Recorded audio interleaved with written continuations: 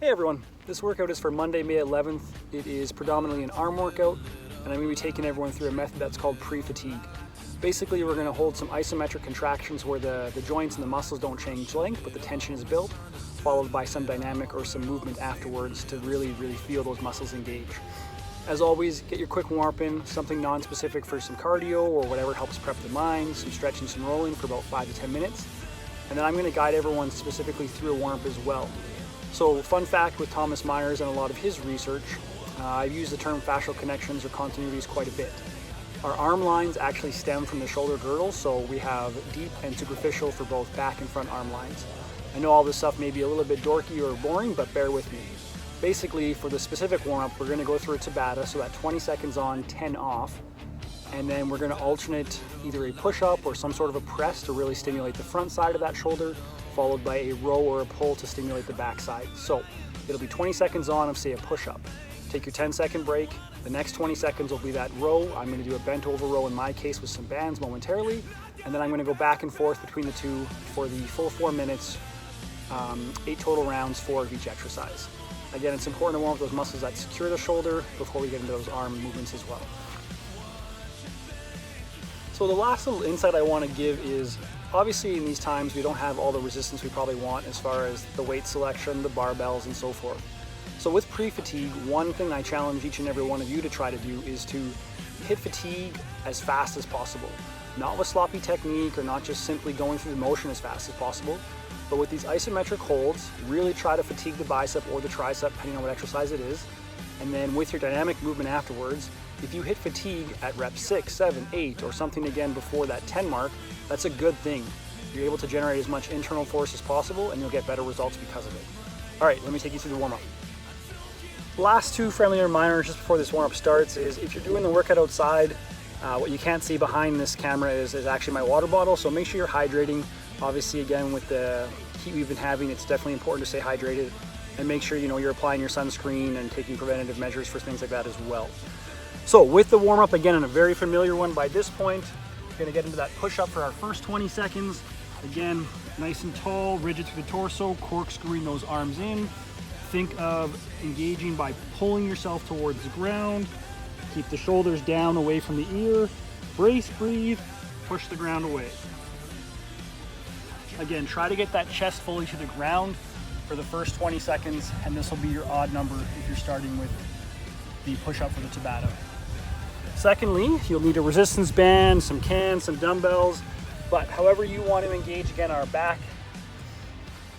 Set yourself up for enough tension. Again, for me, it's a bent over row, hinge, keep the spine neutral, set those shoulders low and away from the ears.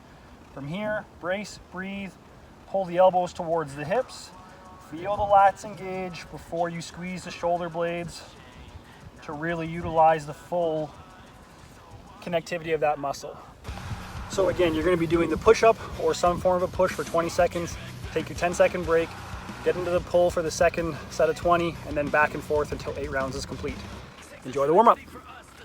All right, so the main body is a bunch of pairings. All this, of course, is in the description as well.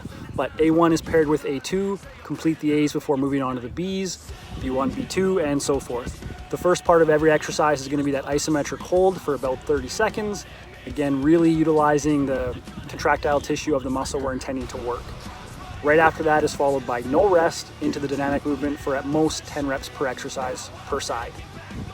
I encourage you to take the break after, for example, A2, and that way we actually utilize the strength training principles that we're trying to use here.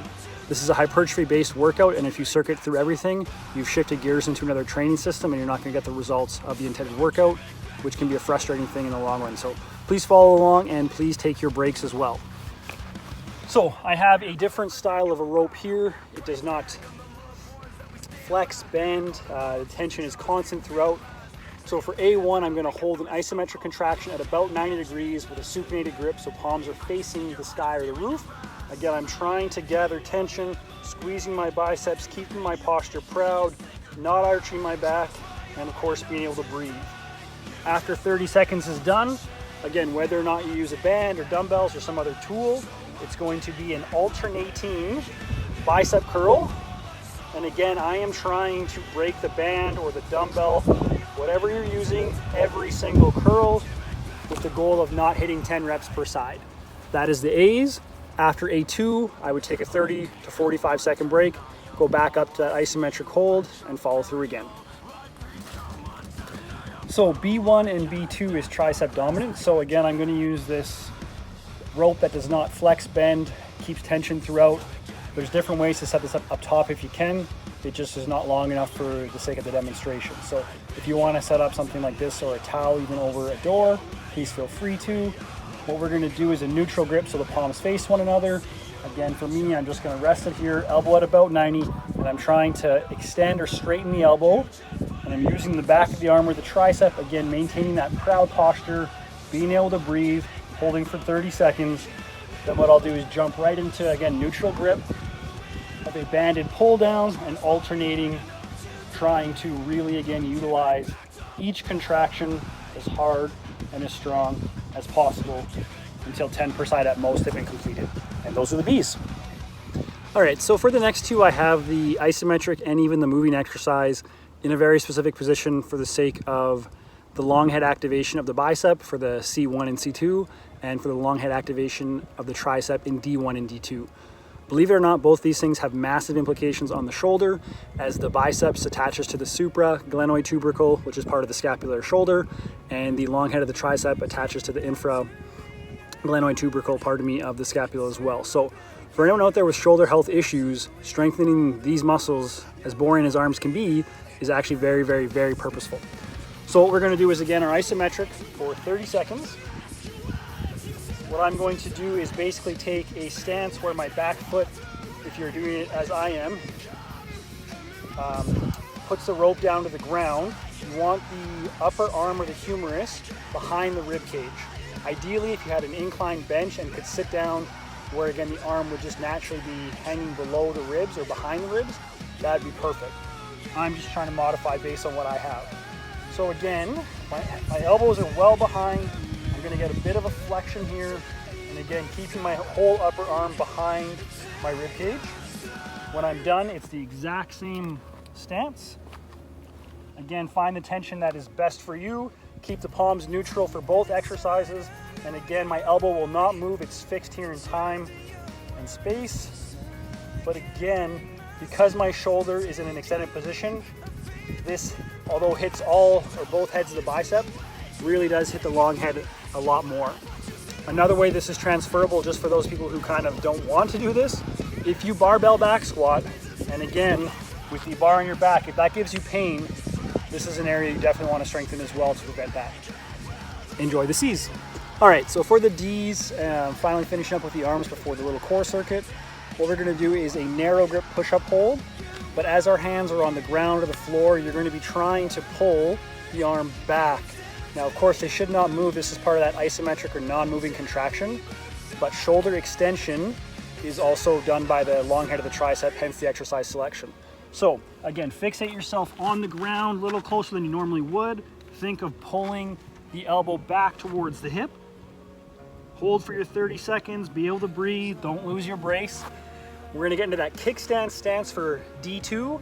So in my case, left foot is flat, right foot is just on the toes, hinge over, and then think of a one-arm hike of a football. So again, when we draw back or extend, yes, a bit of the rear delt and the lat will work, but really think about, again, what is going on through the back of the arm.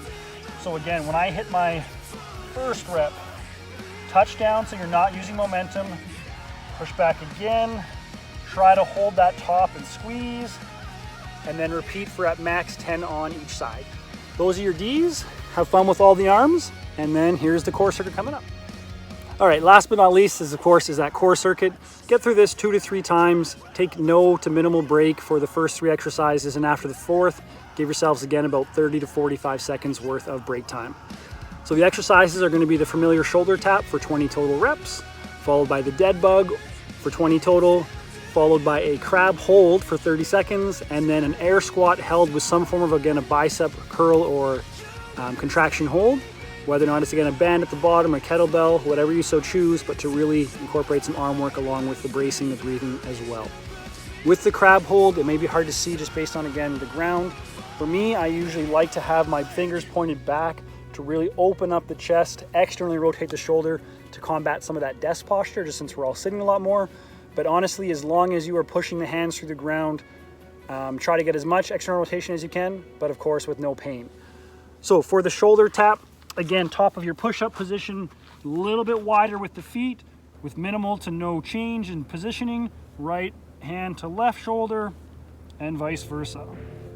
Again, don't let the hips drop as you fatigue. Hit your 20 total reps. Following that, of course, is the dead bug, which we should all know pretty well by now. Keep that lower back down via pulling the belly button in, and then opposite arm and leg, come down to the ground. At no point in time, just as a friendly reminder, should you lose that low back contact. If you feel like you are, reduce your range of motion. After that, like I mentioned, is the crab hold. So think of the hips sitting right in the middle of the feet and the hands when we're in this position. And again, really try to drive the sternum high, the shoulders down and back, and push the hands to the ground. If you have worked your triceps very hard, you'll feel this one right away. And last but not least, again, hit a comfortable depth for the air squat. Timing this one to 30 seconds. Just gonna try to, again, brace, breathe, squeeze the arms in order to hold this kettlebell up. After that fourth exercise, that's where you can start off at the top. But again, please take your break. Proper recovery allows for proper movement, good technique, and getting the most out of your workout. Hope you've enjoyed this, pardon me. Tag your Storm coaches, let me know how it went, and have a lovely day.